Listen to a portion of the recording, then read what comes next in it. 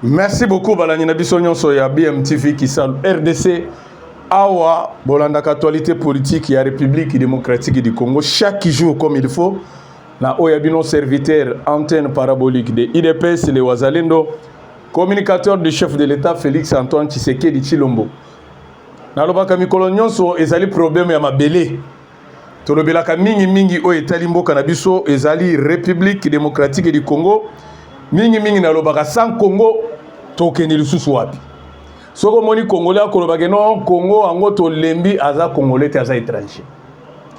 Aujourd'hui tokosolola na deux points na ordre du jour oye komema biso na ba vérité à live pour ba congolais ba bengi biso partout. Je salue d'abord mon confrère César kuna en Afrique du Sud parce que abane ko mitungisa mingi melelo na ko répondre yo na émission lelo tango kolanda yango okozwa ba réponse par rapport ya ba point oyo obandaki komitungisa. Ça chauffe au niveau ya Union européenne. Ba vérité est kobima. La SADC prend la décision depuis hier na réunion oyo basalaki ya ba président nyonso membre ya SADC oyo ekoyeli ndeko Paul Kagame. Ça chauffe. Il fallait boyeba déjà que non maman na titre na biso la SADC prend la décision comme pour défendre les pays des Grands Lacs. On a ba décision ba so kilobi tokokota na mo zindo mokola lelo. Emmanuel Macron en complicité contre la République démocratique du Congo avec le président de Congo-Brazza, Denis Sassou Nguesso, pour la complicité contre la République démocratique du Congo. Voilà la trahison. Nous allons développer le point la journée d'aujourd'hui, samedi, le 1er février. Merci beaucoup la balanina biso ndenge na lobaka. Boyebi ke antenne parabolique so na yeboye ma solo ezalaka ebele. Je vous salue d'abord en passant, vous êtes très nombreux. Abonné na biso nyonso binomoko boyebi mo de passe tozalaka na yango. Il fallait aimer vidéo, liker, abonnez-vous na chaîne na biso. Ceux qui n'ont s'abonné te au s'abonner et kozala malamu.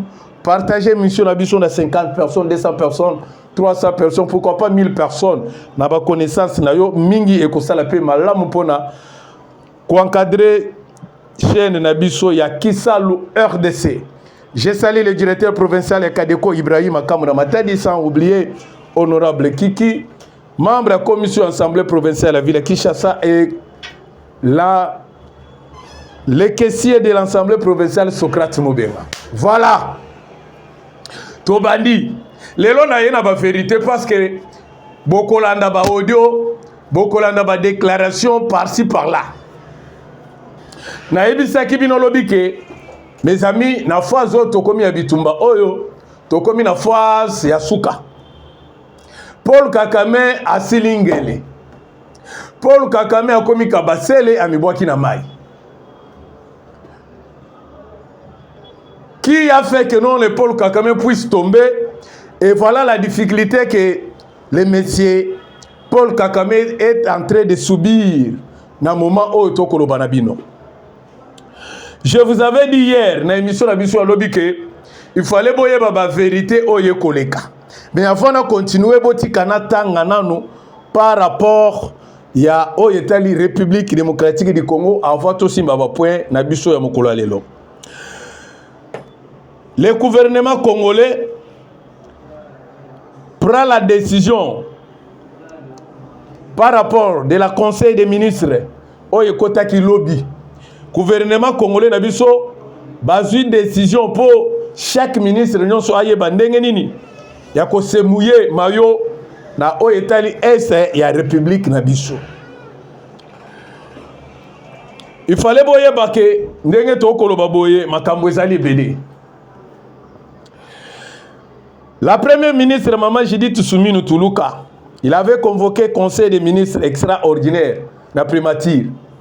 Avec tous les ministres, Kounande a sololi na bango. Nasina lobaki déjà que makambo esi baluki déjà.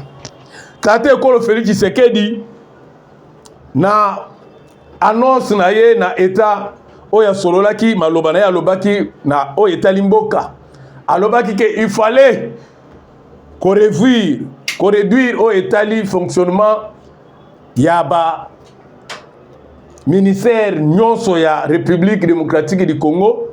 Il fallait pas réduire moi montant ya mbongo par rapport au bazaka au yeselemaka na ba fonctionnement par-ci par-là pour na ko ravitailler FARDC na Wazalendo. Coup de chapeau na tata école. Maintenant par rapport au conseil des ministres extraordinaire au premier ministre Mama Judith Suminwa Tuluka asalaki lobby et avant-hier mesure spécialement déjà dans le conseil des ministres au basalaki na tata école dans 2 jours. La durée est là dans 2 jours. La mesure doit être exécutée dans tous les ministères. Voilà. Ce qui est le moins qu'on a équité. Maintenant, l'Assemblée provinciale doit faire examen de budget pour nous préparer ma campagne etali budget au etali fonctionnement il y a armée congolaise par rapport il y a vision il y a chef de l'État. OK. Tous les cas na 2 points na ordre du jour na biso tokosolola mokolo ya lelo.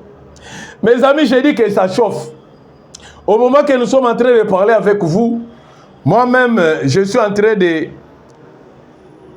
me poser la question. Le Paul Kagame avec bas soldat na à Rwanda bakokende lisusu wapi. Lobi na expliqué bino que voilà le contexte autocomi. L'Union européenne a s'échauffé par rapport à kokende na ba précision, il y a ba enquête koyeba comment ça doit se faire que non un petit pays comme Rwanda akoki kokoma na makele le belé boyepani.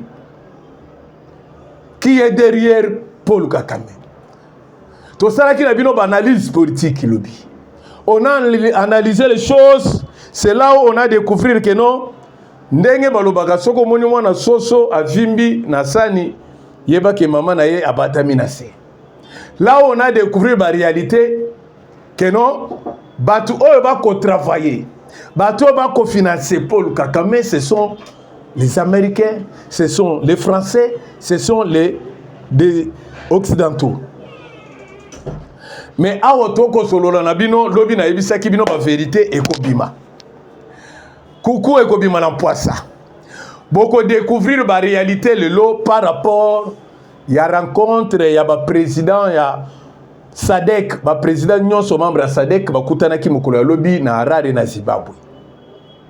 Ba condition peut ba mesure au bazui. Et quand Paul Kagame vivant, c'est ça la question que je me pose. Ou bien comme Paul Kagame Aki Makigali a mis commissaire exilé en France parce qu'Azali coopérateur, soi-disant membre de la France, ou il y a commissariat Teti Makasi. Mes amis, vous allez découvrir la réalité belée.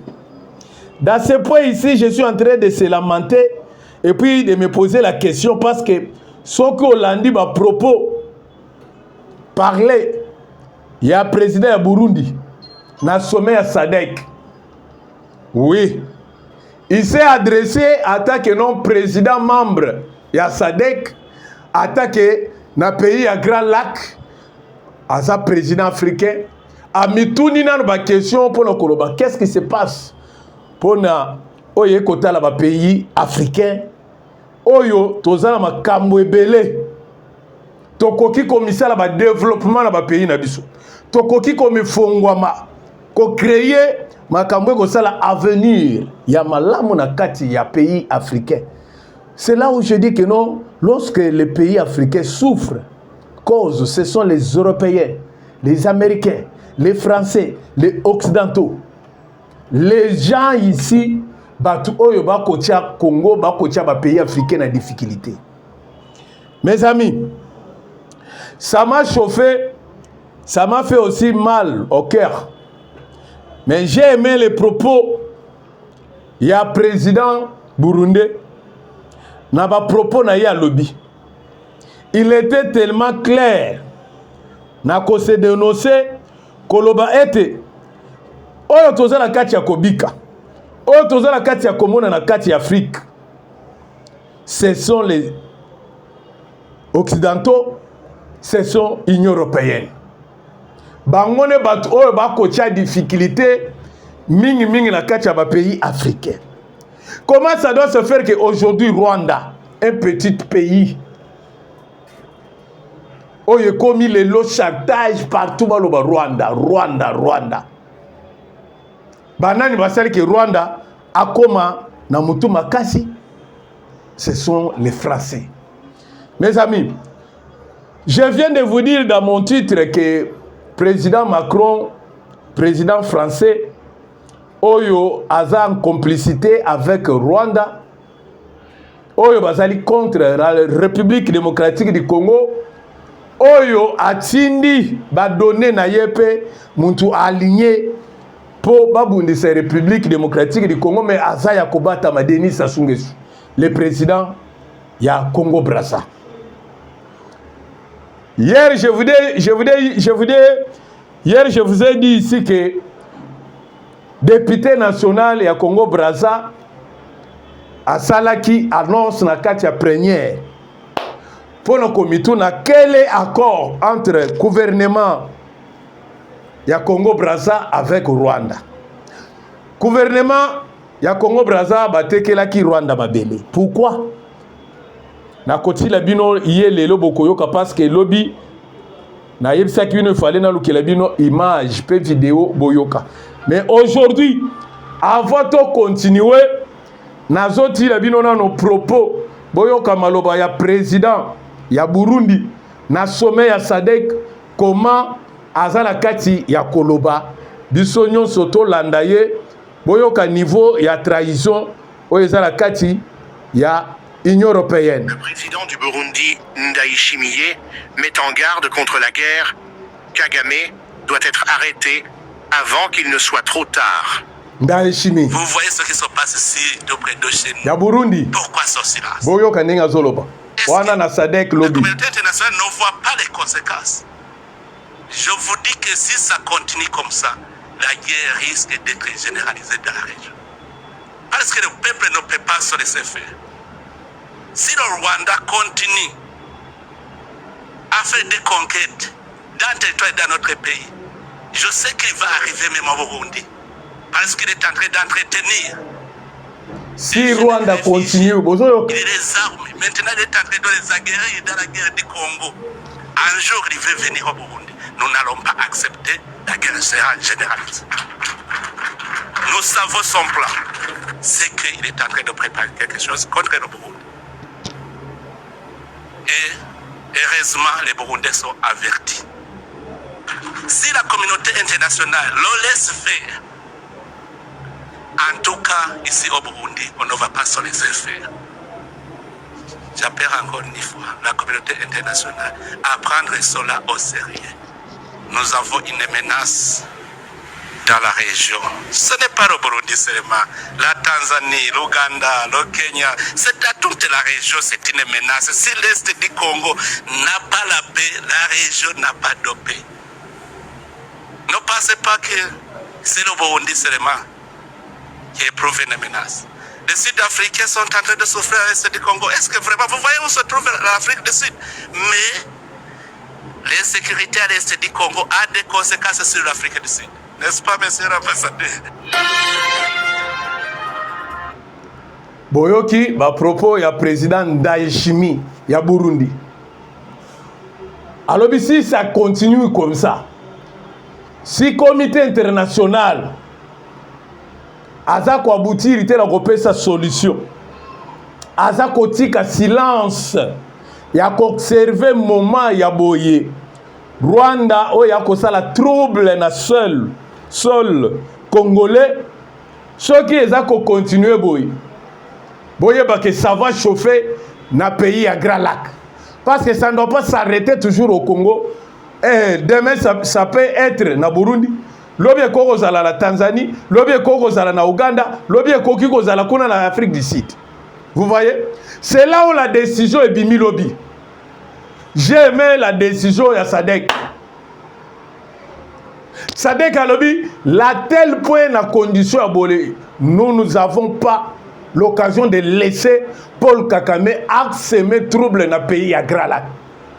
Et la loi, c'est là où je vous communique que conseil c'est nini. Sommet oyo et Salamaki kuna na Zimbabwe, mais le président Félix Tshisekedi a kindakiti. Ah oui, Tata Ekolo aboyaki kokende abandaki ko participer na kati ya sommet oyo sur les vidéoconférences ici à République démocratique du Congo, tout justement à Kinshasa. Président Félix Tshisekedi ayoki makambo nyonso parce que tant ezali ko bundisa biso nalingaki na lukela bino pe image ya président sud-africain Cyril Ramaphosa lorsque azokota en avion na epona kolonga Afrique du Sud akende Zimbabwe. Vous allez voir la décision oyo Salimi na Sadek. C'est là où je me pose la question, mes amis. Est-ce que Bitumba oyo porte-parole il y a armée congolaise alobaki Bitumba na tubunda kite Bitumba ne bali. Mais au moment où nous sommes en train de parler avec vous, Bitumba ezali sous la République démocratique du Congo et mon côté Bitumba comme na ba pays nyonso membre ya SADC va s'impliquer na kati. C'est là où vous avez découvert la réalité. Paul Kagame azali sous à l'est. Mes amis, ça va chauffer au niveau ya est. Rwanda, moto oyo Paul Kagame a luki na yebite nani akobombela ye yango. Parce que la décision oyo Sadek azui et sukeli wanate. Et je vous informe encore, au moment venant, au moment oyo zoya, moment opportun, tous les chefs d'état-major membres de SADC ya ba pays membres de SADC bakosangana batia ba moyen na bango ya mayele ensemble po bayeba ndenge nini ya ko déployer normalement na sa république pour na ko battre Paul Kagame. Olokaki makam lendati olokaki Bitumba lenda oyeba qu'est-ce qui ne va pas. Écoutez mes amis, lorsque nous sommes en train de parler avec vous, il fallait comprendre que la Sénat américain bakoti pe na kati ya première na bango kuna ba sénateur américain bake ko déployer ba vérité pour na koyeba que tous les armes au Amérique bandaki ko produire ko pesa Paul Kagame ezalaki te po abundisango République démocratique du Congo, mais tous les armes babane ko pesa lokola azalaki représentant sur le plan ya Grand Lac que efanda pona makambo etali Grand Lac mobile. Mais ye azui ba arme o ezalaki na capacité lourde ya américain à déployer en na batunaye pour la République démocratique du Congo.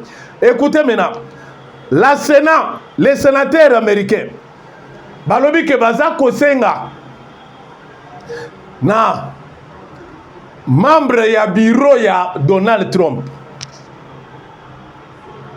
Composition ya bureau ya Donald Trump.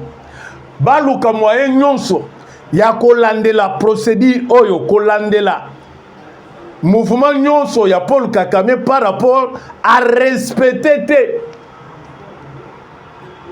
nalobi à respecter ba condition ba pesela qui est ba arme américaine ezalaki na musala nini ya komi ko sala nango musala nini. Non, c'est là où j'ai dit aux Congolais naza kotia alerte na ba Congolais nyonso. Mes amis, si aujourd'hui gouvernement américain, les sénateurs américains ba continue la recherche, pourquoi ba ke awa pona ko banda koloba makambo oyo ba se sentir déjà que baza mal à l'aise par rapport à ba enquête oyo salamaki na Union européenne oyo balobi que non ba découvrir banani bazali ko fournir Paul Kagame. Ce sont les Américains, les Français, les Occidentaux batu oyo ne ba ko fournir Paul Kagame pour atia mapeka ma Paulette. Maintenant écoutez, ba arme o ba pesa qui en Amérique. Et ça qui te que non Paul Kagame et commissaire mutu makasi. Ba arme chimique, ba arme lourd, ba arme à capacité à l'icolo. Mais tel que azala ba arme wana, mais tel que azako koufe la ba Rwandais chaque jour. Mes amis, il fallait boyeba. Ceux qui ont tel niveau ya bibembe ya ba Rwandais parce que bazo okasoni pona koloba. Bazo linga ko dévoiler secret kolobate. Kagame azako koufe la batu mikolo sont millions na millions. Mais bako yo kasoni ya koloba.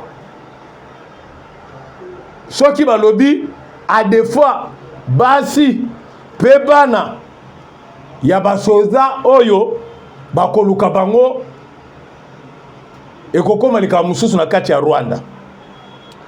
Écoutez, il fallait boyeba ke na contexte otokomi eza contexte moko ya malamu. Je vous avais dit ici que Macron a mal à l'aise. Macron a allé fournir coopération ya minduki oya bandai kopesa pe na Ukraine contre Russie. Macron a bandai kopesa pe ba arme. A bandai kopesa ba mbongo pa Paul Kagame contre la République démocratique du Congo. No moment o tozo kolobana bino. Na moment o naza na plateau nazo sana bino émission oyo naza koyebisa bino que voilà la réalité lorsque on a découvert envoyé ya Paul Kagame. Ministre des Affaires étrangères ya France oyo ayaki kokutana na tata ekolo Félix Tshisekedi au Congo ayaki pona ko distraire biso. Président Macron awuti ko solola na président Denis Sassou Nguesso. Boyokaki mokolona toyebisi bino que Paul Kagame aye azana Brazza. Qu'est-ce que Paul Kagame vient faire na Congo Brazza? Avec quelle mission? Quel but? Quel projet? C'est là où vous allez découvrir que non, lorsque nous disons que non, on a 4 pays membres.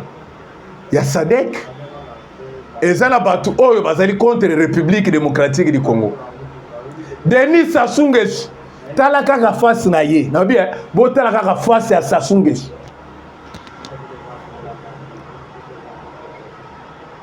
Donc, mutu oya tondi motema mabe akoki ko bomayo azotalo na misu. Tel que il est là, il te voit comme si il est avec vous. Mais il est en train de se préparer pour vous détruire. La République démocratique du Congo, il ne sera plus jamais détruite. Congo na biso ekoyoki samasonité. Congo na biso tokotombwa malisusu makasi. Mutu nyonso azotia manyoko na ye na mai. O nyonso bafanyi na ba montage boko bundana bolobi ke non to bundisa République démocratique du Congo. Bo mata, bo kita bino nde bokoko ya koyana se. Parce que je me suis posé la question. Nanga fait le chantage. Willy Ngoma fait le chantage à cause de mercenaires. On dirait que nous avons fait le Congolais, non. Willy Ngoma. Nanga. Boye bisabiso soki bozana Goma. Biso tokoloka, bosa la vidéo moko en place na Goma. J'ai aimé les gouverneurs militaires, Somo.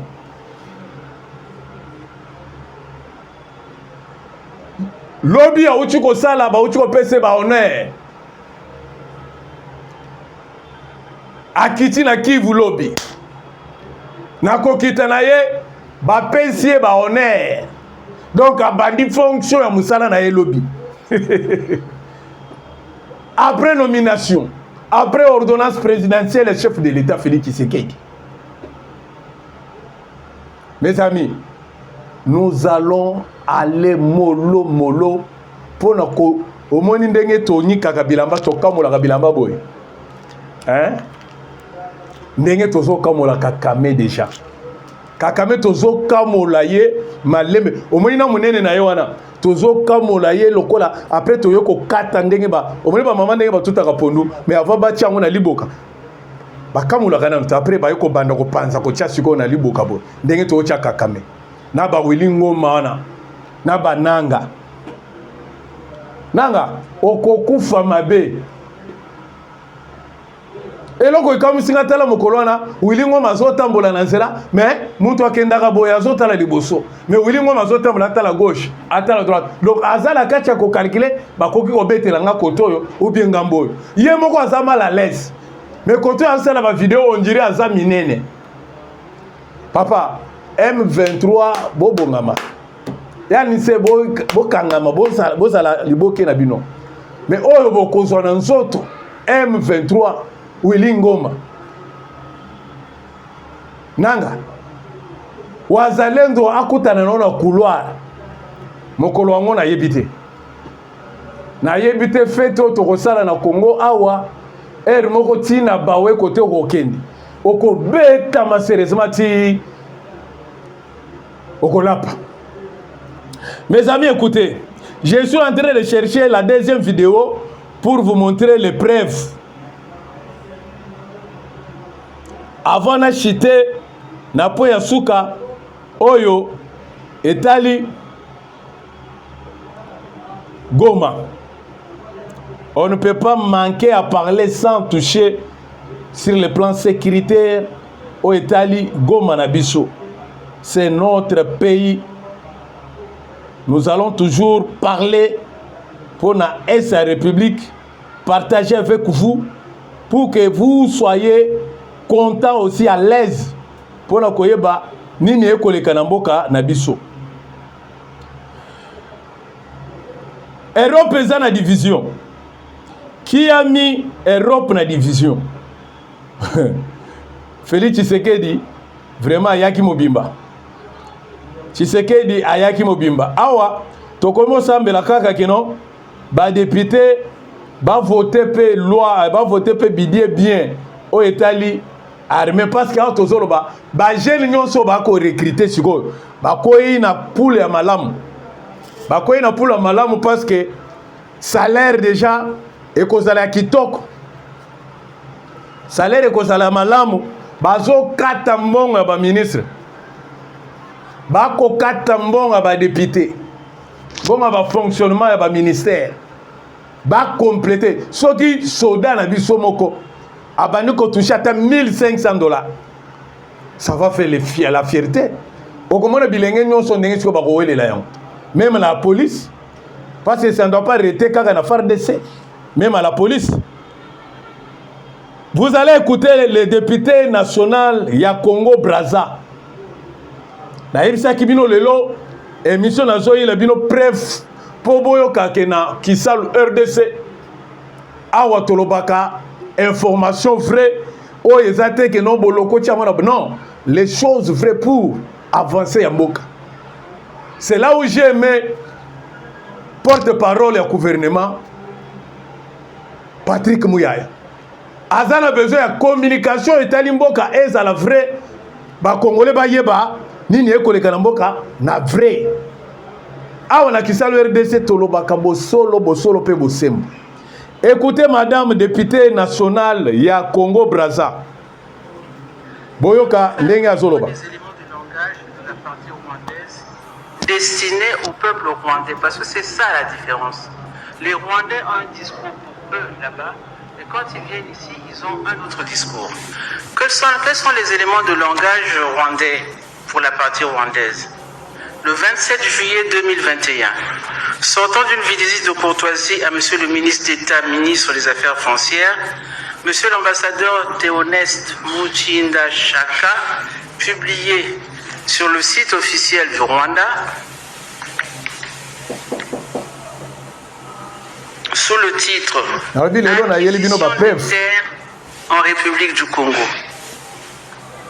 À cet effet, je cite ce qu'il dit. Je viens spécialement demander les actes de terre que le gouvernement congolais a donnés à l'État rwandais dans le cadre de la coopération Sud-Sud. Comme son Excellence, M. Denis Sassou Nguesso, président de la République du Congo, a mis en avant le développement de l'agriculture. Le Rwanda est prêt à travailler avec le Congo pour le développement de l'agriculture, a indiqué l'ambassadeur. Il poursuit, toujours sur leur site, je n'invente rien, le lien est facile à trouver. Nous avons enregistré toutes les terres cultivables et non cultivables. Chaque citoyen, entendu citoyen rwandais, a son titre de propriété. Nous avons aussi développé une plateforme de gestion. Vous n'avez pas besoin de venir dans la capitale pour transférer un titre de propriété. Nous avons discuté avec le ministre d'une visite à effectuer au Rwanda pour partager l'expérience avec son homologue. De quel titre de propriété parle-t-il et de quelle terre parle-t-il? Il n'y a que eux qui le savent. Pour conclure cette rencontre avec le ministre d'État, il dit le ministre d'État des Affaires foncières et du domaine public, chargé des relations avec le Parlement, Pierre Mabiala, a signifié que ce dossier sera débattu en Conseil des ministres. Et le ministre était étendu sur tout le bien ce que nous avons tous en partage. Niveau de trahison. Le 22 juillet 2023, annonce de la signature de 33 instruments juridiques devant les deux chefs d'État lors de la visite du président de la République à Kigali. Je viens de le comprendre en regardant ce dossier que c'est l'ensemble des textes qui nous lient avec le Rwanda et pas des textes qui auraient été signés au cours de ce séjour seulement. Mars 2024, une chaîne de télévision rwandaise rendait publique la session de... Bon, tout ça l'émission parce que ceux qui t'ont dit tant ils ont les cas. Ceux qui ont besoin de vidéo, oyo, okobenga biso na numéro na biso. Tokotindela yo po landango malembe yo moko en personne oyo ka niveau ya trahison boye ba niveau ba député ba kotomboka par rapport ya République démocratique du Congo. Ça ne s'arrête pas là. Vous allez découvrir ma réalité. Aujourd'hui, je suis là avec vous. Preuve à l'appui malembe nazo kenina bino moko po ba Congolais ba yeba niveau Tshisekedi Fachi Beton atie embargo ebele na bato ebele. Donc politique ekomi chilenge. Nalobaka politique ekomi chilengi. Donc Fachi Beton azo secouer ba pays. O etalika pona Esther na biso mboka eza ko ningana pensa. Mboka eza ko ningana parce que auto koloba na bino je suis en train de chercher encore la troisième vidéo où ezali ya député Marie Le Pen ya France. Poboyoka ndenge pe azali kolobela makambo etali Congo, azali kolobela o etali trahison ya président Macron o azali ko sponsoriser Rwanda. Mes amis, il fallait koyeba que la contexte auto komi sikoyo, to komi na contexte phase ya malamu pona ko défendre mboka. Lorsque nous parlons pour la République démocratique du Congo, beaucoup comprendre déjà que non tous les Europe mobimba bastele milikolo. Europe mobimba baza mobilisé bakomi komitungisa comment o etali Congo ezali ko sekwe batu nyonso. Na lobi na kopesa numéro ce que vous avez besoin de vidéo, il y a député Marie Le Pen, député national, l'Assemblée nationale, il y a France, tokotine de la yo kobenga biso na numéro tokopesa, tokotine de la ngopo yo moko Hollanda. Naza kosukisa na minute tikali mibale, je vais finir avec Oetali Goma. Mes amis, au moment que nous sommes en train de parler avec vous, parce que bitumbezaka na Goma te. Tokoki koloba kaka te, non. Au moment que nous sommes en train de parler avec vous aujourd'hui, c'est le 1er février. Il fallait boyeba que Goma ezakaka tout au cours. Il y a contrôle, il y a FARDC na Wazalem.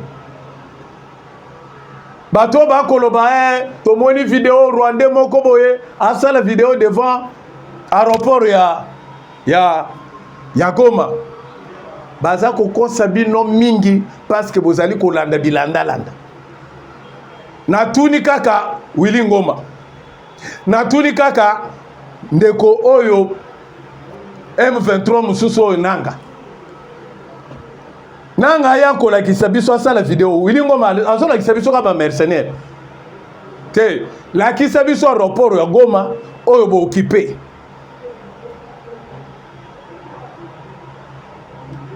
ezalité.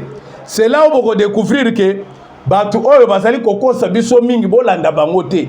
Parce que nanga sala ki ba aventure. Mokolo na lobi ke azoya kosala meeting ou point de presse na ye na kati ya Goma. Niet. Na kati ya Goma signal kutu ezalaki te asali point de presse na ye na hôtel Songolo Pakala na kati ya Kigali. Mes amis, il fallait boyeba ke awa tozo kende na kosilisa Paul Kakame. Batu nyonso baza na sima Paul Kakame awa baza kolela parce que moye ozonga ezate. Soit tosilani na yokaka na est histoire pe isili.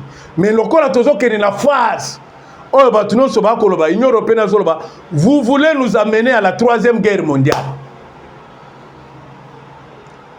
Guerre mondiale wana 3e et ko sale mwapi na RDC na Congo. Mais c'est là où vous allez découvrir que l'Union européenne a vu moto. Moto est copéla par rapport à la République démocratique du Congo. Au moment que nous sommes en train de parler avec vous, tout le monde va se retrouver si que non. Ce qui te tient ma boque, on a besoin de soutenir Congo te. Le col a tâté, le col Félix Tshisekedi a le bac clair. À l'objet, nous allons pas encore compter aide Nabino. Nous allons aussi se battre. Naba moyen nabiso, naba effort nabiso, tokosiri sabitumba ya est. Ah oui. Merci Natate Okolo Félix Tshisekedi. Parce qu'il a déterminé pour l'intérêt ya mboka. Ce qui est là pour l'intérêt ya mboka te moko batu babane koloba biloba loba par-ci par-là non non. Na landi biloba loba mususu. Tokomi presque na suka dans quelques minutes to chité. Au moment où tozali koloba Congo ba ko diriger ngo pa mutu moko. Oyo ayebani monde entier par rapport ya ba effort politique diplomatie na ye oyo ko salema. Mais bande komoko baza na distraction bande komoko oyo nazo kama batata mibimba mikolo. Bo supporter ngai batata mikolo na ba age na bango ti lelo ba ko benga mutu moko boye mutu moko azanga position azani mbrukumestre azani nani te ba ucha yeka alu kamona na kana scène na otanga kombote mais na ebisi devos kitoko ya lamuka botikela biso ba comédie bo sala s'il vous plaît botikela biso ba comédie Congo est déjà en avance. Mutu keza ko kende to na besoin na bato baza mayele na bwanya pour accompagner le chef de l'état ezate ba kabale na babino ba kamuba ya ba comédie wana bozo sala passer par là. Merci na ndeko Jérémy Maboko Mabende, merci beaucoup na madame Esther assistante du chef, merci encore na yemoko DG Benjamin Mwanasuka na ba congolais nyonso balanda kabiso sans oublier maman Judith Elambu, femme de valeur, maman ya Gracia, maman ya Exaucé, maman ya Fideline. Merci beaucoup. Tokotani nabino mokolo ya lendi parce que le bezali mokolo ya losambo. Tokende ko sambela pona mboka nabiso. Merci pona lelo. Ciao.